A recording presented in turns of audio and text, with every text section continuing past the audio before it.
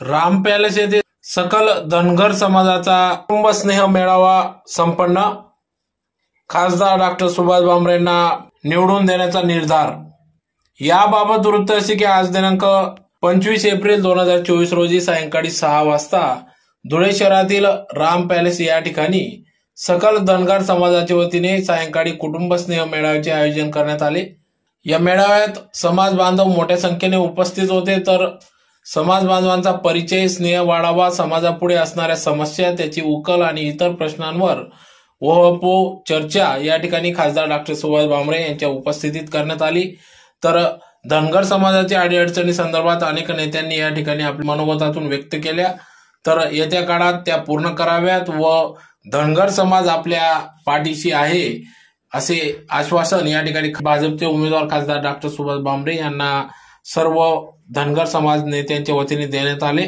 तर या कार्यक्रमाप्रसंगी या ठिकाणी कार्यक्रमाच्या सुरुवातीला राजमाता अहिल्यादेवी होळकर यांच्या प्रतिमेस पुष्पहार अर्पण करून अभिवादन करण्यात आले। दीपप्रज्वलन करून कार्यक्रमास सुरुवात झाली।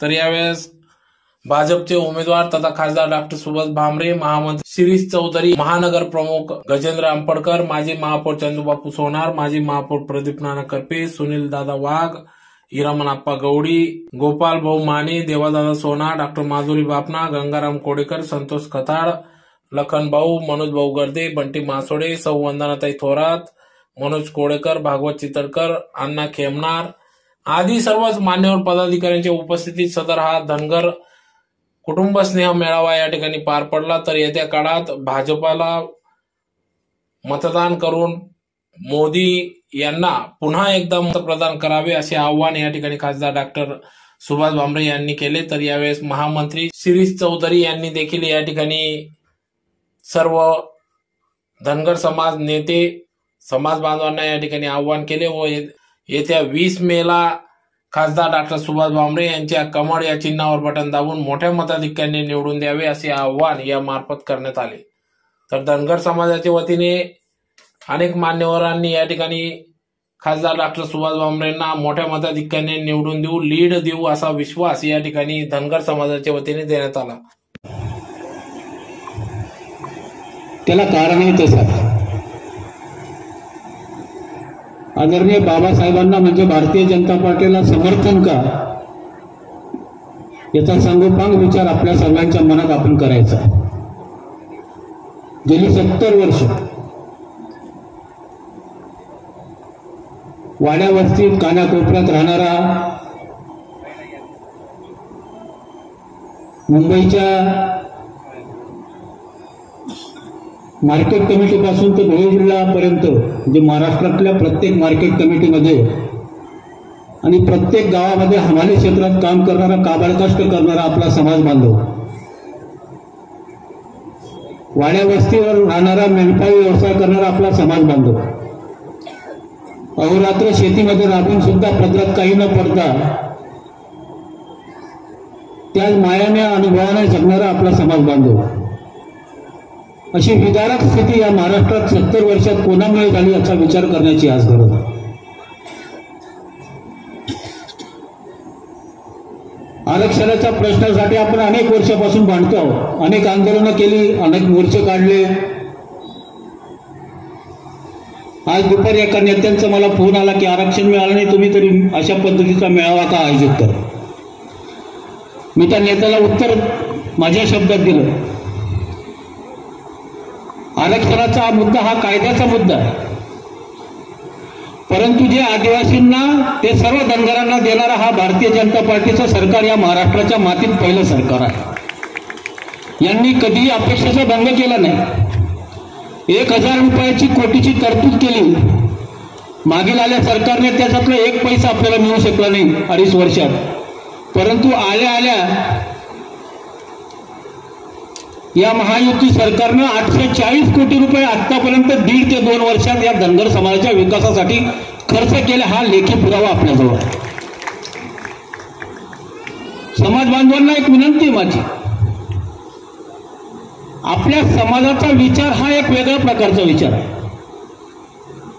या देव देश धर्मासाठी आपल्या जीवाचं रान करणाऱ्या, आपल्या स्वतःच्या संपत्तीचं दान करणाऱ्या पुण्यश्लोक मातोश्रींच्या विचाराचे आपण वंशज आहोत.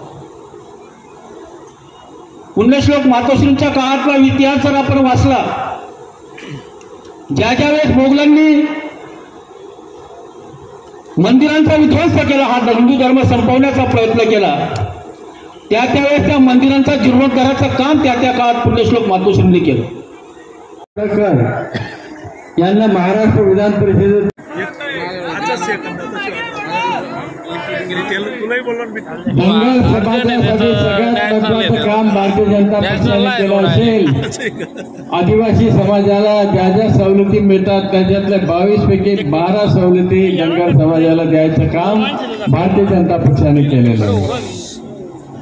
पुण्यश्लोक राजमाता अहिल्यादेवी होळकरांची शासन स्तरावर जयंती साजरी होत नव्हती, परंतु धनगर समाजाचा सन्मान राखण्याचं काम भारतीय जनता पक्षाच्या सरकारने केलं आणि सरकारने अधिसूचना काढून शासन स्तरावर राजमाता होळकर यांची जयंती साजरी करण्यास प्रारंभ केला. आज सगळ्यात महत्त्वाचं काम केलं असेल, अहमदनगर जिल्ह्याचं नाव पुण्यश्लोक राजमाता अहिल्यादेवी नगर असं नामकरण भारतीय जनता पक्षाच्या माध्यमातून महायुतीच्या सरकारने केलं. बारामतीच्या भव्य अशा शासकीय रुग्णालयाला सुद्धा पुण्यश्लोक राजमाता अहिल्यादेवी शासकीय विद्यालय असे नाव देण्यात आले. देशात अनेक राजे होऊन गेले, पण प्रधानमंत्री मोदी साहेबांनी पुण्यनगरी काशी येथे फक्त पुण्यश्लोक अहिल्यादेवींचं स्मारक बांधून धनगर समाजाचं आणि राजमाता अहिल्यादेवी होळकर यांचा गौरव केला. येणाऱ्या काळात धनगर समाजाचे अनेक प्रश्न आहेत, ते प्रश्न सोडवण्यासाठी तुमचा खासदार म्हणून मी नेहमीच कटिबद्ध राहिलेलो आहे आणि तुमच्या आशीर्वादाने तिसऱ्यांदा जर कधी गेलो मनोज भाऊ, धनगर समाजाचा प्रतिनिधी म्हणूनच मी तिथं काम करणार आहे.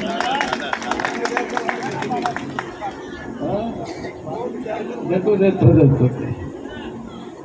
पण आपण सगळेजण धुळे शहरात राहतात आणि साहजिकच या 10 वर्षात कोणते कामं झाली हे जाणून घ्यायचा आपला अधिकार आहे. आपल्या आशीर्वादात एवढी ताकद होती की मला संरक्षण राज्यमंत्रीपद मिळालं आणि धुळे शहराचा सगळ्यात महत्त्वाचा प्रश्न पिण्याच्या पाण्याचा. आपल्याला आठवत असेल, तापी योजना जुनी झाल्यामुळे अनेक ठिकाणी गळती येते आणि म्हणून टंचाईच्या काळात पाणी पुरवठा चांगला होण्यासाठी आपल्या सगळ्यांच्या आशीर्वादाने 170 कोटीची योजना आम्ही आणू शकलो, याचा निश्चितच आनंद आहे. आज ती योजना पूर्ण झालेली आहे आणि 3 ते 4 दिवसात प्रत्येकाला पाणी मिळतं आहे. आज अक्कलपाड्यामध्ये पाण्याचा साठा अतिशय कमी आहे, तरीसुद्धा धुळे शहराच्या पाणी पुरवठा विस्कळीत झालेला नाही.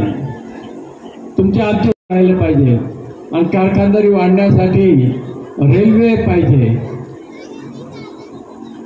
आदरणीय विजयजींना मी सांगू इच्छितो की धुळे जिल्हा एकमेव जिल्हा आहे की ज्याच्यातनं 6 राष्ट्रीय महामार्ग जातात.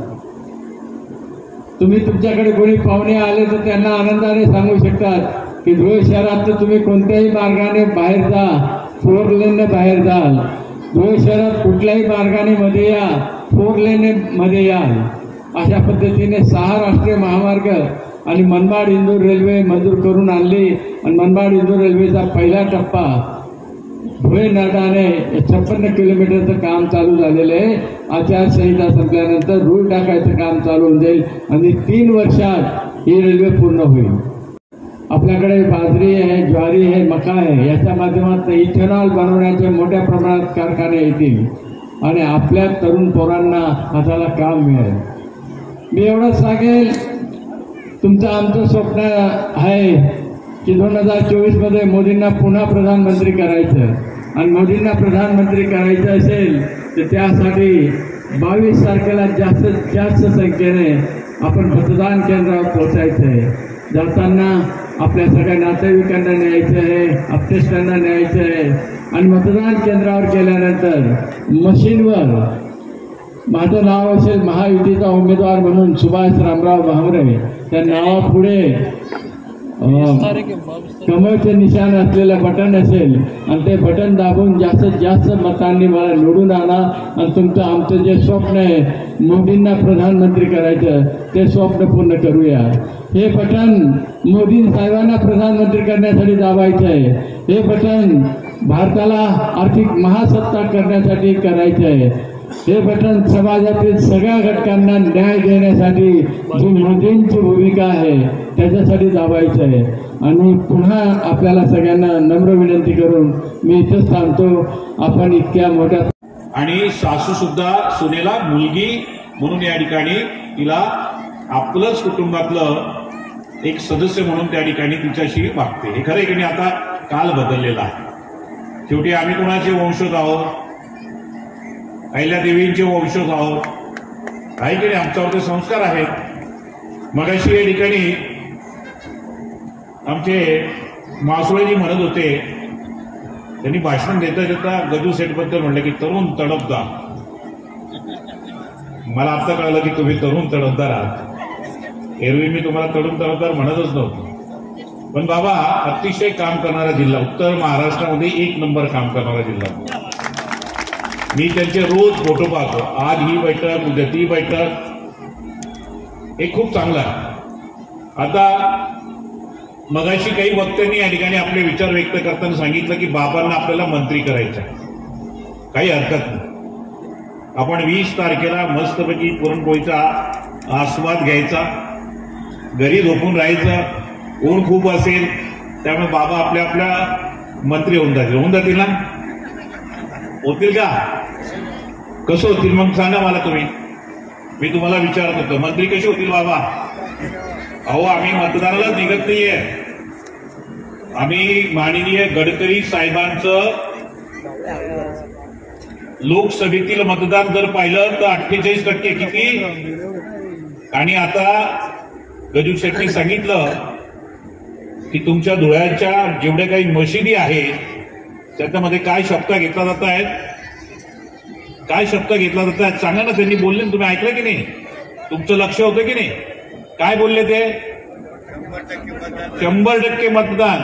आणि तुम्ही हा घरात बसून मग बाबा निवडून येतील मस्तपैकी, आपोआप निवडून येतील ना. तुम्हाला मतदानाला सर्वप्रथम बाहेर निघावं लागेल. आम्ही अहिल्यादेवींचे वंशज आहोत. घरी बसून चालणार नाही व्यासपीठाच्या सगळ्यांना. नाही तर तुम्ही म्हणाल आमचं डॉक्टर, माझं हॉस्पिटल, माझं पेशंट, असं करू नका. जरा थोडं फिरा. तुम्ही दिसत नाही, तुम्ही आम्हाला फिरतायत का? फोटो येत नाही तुमचे. खरं तर मला आनंद होतो. धनगर समाज, ओबीसी समाजातील एक मोठा घटक म्हणजे राज्यभरामध्ये ओबीसीच्या 356 आता जाती आहेत. आणि त्याच्यातला महादेव म्हणजे माळी, धनगर, वंजारी हा सर्वात ओबीसी मधला मोठा घटक.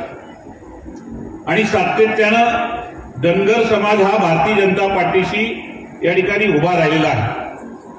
मी आपल्याला गर्वाने या ठिकाणी सांगेल की धनगर समाजाचे अनेक दिग्गज नेते, जसं मगाशी माननीय बाबांनी या ठिकाणी उल्लेख केला, त्यामध्ये डॉक्टर महात्मे असतील, यांना भारतीय जनता पार्टीनं खासदार केलं. गोपीचंदजी पळळकर असतील, 6 महिन्यापूर्वी भारतीय जनता पार्टीत आले. भारतीय जनता पार्टीने त्यांना तिकीट दिलं, परास्त झाले आणि लगेच त्यांना भारतीय जनता पार्टीने काय केलं? आमदार केलं की नाही केलं मित्रांनो? त्यानंतर आपले अहिल्यादेवींचे एक वंशज रामजी शिंदे साहेब यांना देखील भारतीय जनता पार्टीनं ते निवडणुकीत परास्त झाल्यानंतर त्यांना आमदार केलं. आणि आपले आणखी एक नेते महादेवराव जानकर यांना देखील भारतीय जनता पार्टीने आमदारकी केलं, मंत्री पण केलं आणि आता पुन्हा खासदारकीचं तिकीट दिलं. काही कमी प्रेम आहे का? सांगा बरं मला.